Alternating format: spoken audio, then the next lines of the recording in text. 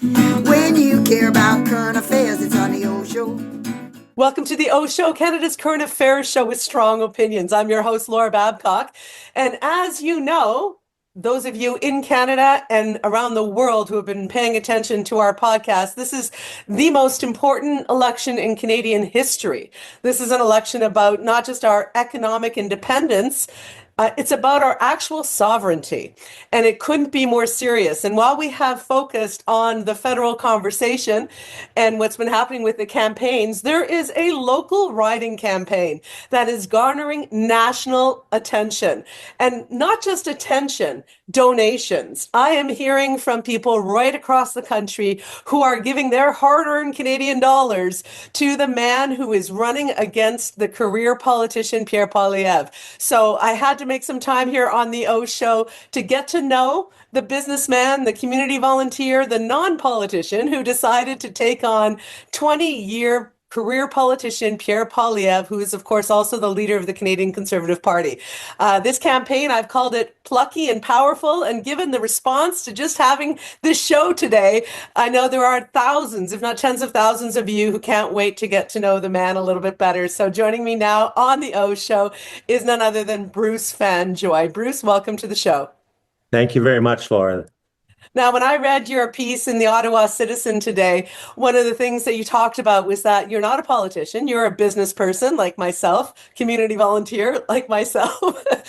But what made you decide to jump into not just politics when you didn't have to, clearly, but to take on not just a lifetime politician like Pierre Poilievre, who's, got that seat locked down, it seems, but also the person who's running and almost looked like he was going to be the prime minister until Mark Carney jumped in the race.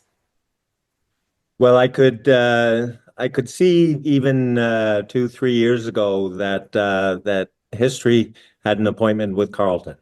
And I knew that we were going to have to meet this moment, and I can honestly say that Pierre Poilievre made me do it. I recognized how tough a proposition it was to take on someone like him, leader of a party, but I also knew that from all the people that I know in Carleton, which are quite a few, he doesn't represent who we are, and I felt that given his propensity to accomplish nothing, his how he takes the riding for granted, nobody likes to be taken for granted, that he could be defeated.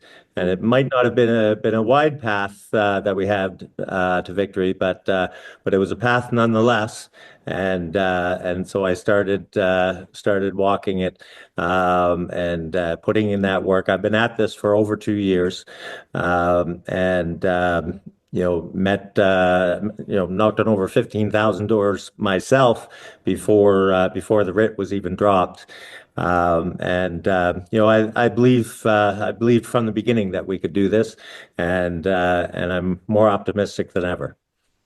Well, I want to get to that and what your chances are. I must say, having covered politics at all levels for almost 30 years, the way to get rid of an incumbent is that hard work. I mean, there's just no other way to do it. You can't beat them in the air wars. You got to get them on the ground war, and you've got to put in the effort. So, I mean, that's one of the reasons why I thought, you know what, maybe Bruce has a chance here because you can see that effort. And when you talk about the narrow path that you have to victory, you're not alone on that path. You've got a lot of volunteers. But what I found fascinating, both in your descriptions of your campaign and the evidence I'm seeing on social media, is you have former conservatives joining you on that path. You've got NDP joining you on that path. I mean, how important is it for you to pull from the conservative base and from those NDPers who may be motivated to stop Poilievre? It's absolutely critical, and we've been approaching this campaign from the very beginning as a Together We Can campaign. There are a lot of people in Carleton who are fed up with Pierre Poilievre, and one of the reasons why he he manages to escape accountability from them is that we've split votes traditionally, and in some cases Pierre's had enough of a margin that that wouldn't have made a difference. But I think that what's changed this time is that people believe that we can do this. That together we can do this, and that's changed the whole energy. And so we're, the traditional progressive voter is coming together behind us, but also progressive conservative voters and other traditional conservative voters who just feel abandoned by what Pierre has turned the Conservative Party into, and so that combination is a winning combination. We just we won't know until April 28th if there's enough numbers there, but there could be. Well, from the conservatives that I know, some of whom are my clients, they were having a hard time with the Trudeau proposition. They'd always Mhm. voted conservative and they weren't liking what was going on. And I see that Carney has created a permission structure for them to move their votes over just this one time. I'm even Mhm. hearing from people on the OShow out in Alberta, a whole bunch of people talking about their whole families switching from conservative for the first time.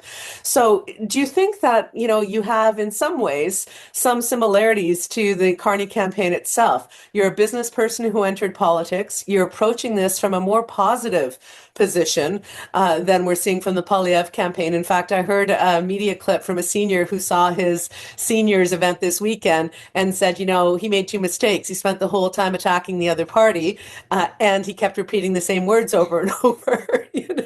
So, is it a permission structure of positivity and of sort of non-career politician that you think might be pulling some of these conservatives in Carleton? No question. And I think we need to acknowledge that a lot of voters don't don't align themselves in a permanent way with a particular party. They're looking for they get a feel for the times, and at this time, the biggest driver is who's going to stand up for Canada against Donald Trump and his tariffs? Who's going to stand up for Canadian industry, for Canadian workers and Canadian families? And they see that in Mark Carney. They see that in someone like me in Carleton, who's done things, accomplished things in life, and is maybe doing this, even though this was never in my plan. It's more a case of seeing something that needs to get done and setting about doing it. But so they see people who can stand up for Canada, and then they look at Pierre Poilievre, and they see a career politician who, despite 20 years of opportunity, 10 of which was in government, has accomplished nothing for his riding or his country. So what makes anyone think that suddenly he's going to be the person who can face down the United States at this critical juncture in our history? You talk about Trump and the fact that we need someone standing up for Canada, both in terms of the party leader, Mark Carney, but also in the riding of Carleton itself.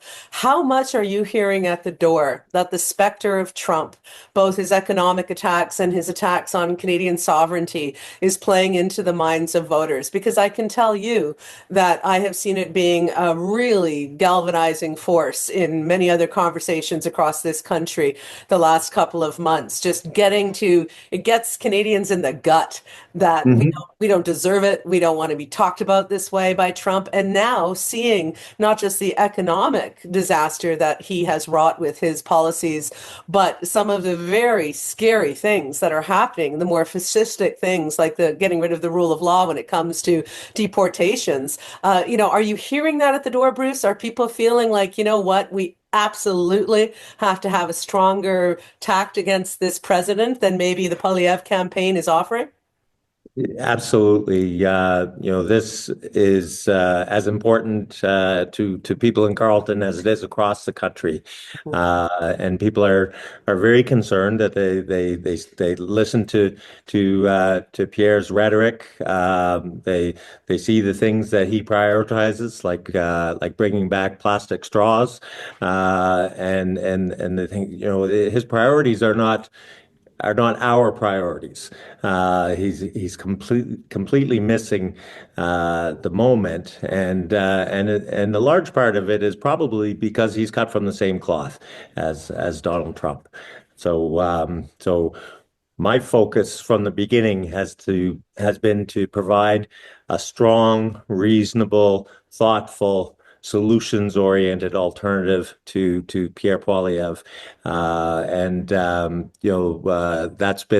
it's been a long process. What we're seeing now is all of that hard work coming together, and the energy in Carleton, I have to tell you, is off the charts. People are excited about what we might be about to do on April 28th. Well, a lot of people have told me that it would be the icing on the cake if you're able to take out Pierre Poilievre from his actual seat. So, Bruce, how can people help you? I know you've had 100,000 in donations already. You're clearly using the money well.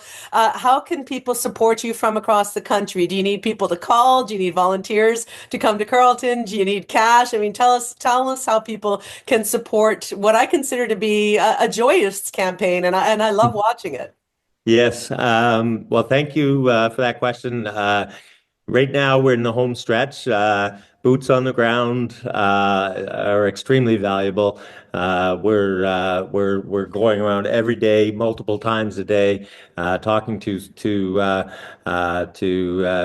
voters, making sure that they've had a chance to vote. I think that the advanced poll turnout has been remarkable. People can contact our campaign office. The number's 613 695 6207. We've had volunteers not just from within Carleton and not only from within the region, but we're getting them from distant parts of Ontario. We've got phone bankers from across the country who are calling voters on our behalf. We had even a dual citizen from New York City come up and spend a weekend pounding the pavement with us because people see how significant this election is, and they want to make sure that we make a good choice for Canada. Because if we make the right choice right now, we're going to get dividends for that for a generation. The wrong choice will be paying heavily for that. So it's all about getting the vote out. Volunteering is the best way, other than voting oneself. Talking to friends and family and neighbors, and making sure that they vote as well. Well, I will be sending this OShow link to my Ottawa area relatives because there's a number of them. If they're not already supporting you, I'm sure that they would want to. And I'm glad you brought up America because I am hearing from viewers and listeners to the OShow in the US, and they're saying, Canada, you have a chance to get this right. We wish we could redo our vote. So it is incredibly important to stop, in my language, not yours, MAGA going on in Canada, which I see in the Poilievre Conservative campaign, and to make the right choice to stand up to Donald Trump. And thank you, Bruce, for keeping this positive. You know, you could have gone on about the shenanigans that are happening in your riding, the 81 people on the ballot now, and you know, all the things that have happened to your signs. But unsurprisingly, you're focused on the goal, on being positive and offering real change for the people in Carleton. And I really appreciate your time here on the O Show. Thank you so much. Thank you very much, Laura. It's been a pleasure. And you know what, all of you out there, please subscribe. We want to get to 5,000 subs to keep the conversation going. And if you can support Bruce, I think he is, you know, at the tip of the spear for Canada in terms of getting the kind of real change and positive leadership that we're going to need to continue to stand up to Trump in the years to come. Thank you so much. When you care about current affairs, it's on the old show. And when you want to get clear what's going on here, it's on the old show. If you like to stay in the know, tune yourself into the OShow. It's the OShow. Laura Babcock's the OShow. With a lot of great guests, she puts them to the test on the OShow. There's no doubt they'll be calling them out on the OShow. Stand for something or fall for it all. Ontario, hear the call on the OShow. It's a podcast, the OShow. Laura Babcock's the OShow. Stay informed with the OShow, OShow.